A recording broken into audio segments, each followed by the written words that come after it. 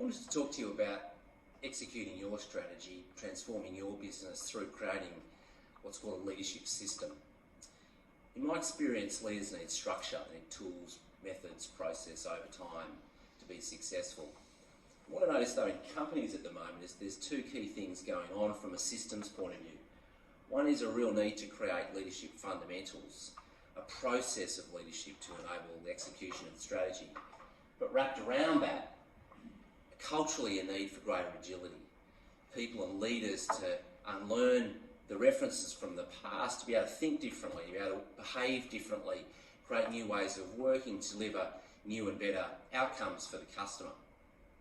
I had a great conversation with Vicky Carter, who was at that time the Executive General Manager for NAB in the Retail Bank, team of 6,000 people.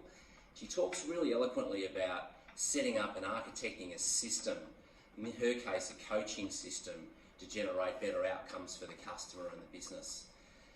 Enjoy the video and as you're watching it, think about what's the system that you need to set up for you and your team to be successful. One of the things that we talk a lot about are the people leader fundamentals, and it's not good enough for people to say, I do coaching all the time. I mean, one of the things you do look for, of course, is are they practicing, is it frequent, and is it impactful? But we've actually put a little more architecture around it to try to move the whole system along, and this is within NAB. So the people leader fundamentals are things such as every person needs to have a scorecard. Needs to be, that's the clarity for them. Every person needs to have a development plan, and that is really important as well. We need to understand what the aspirations of our people are, and we also need to understand what in their current role they might need to be investing in as well. Where are those gaps?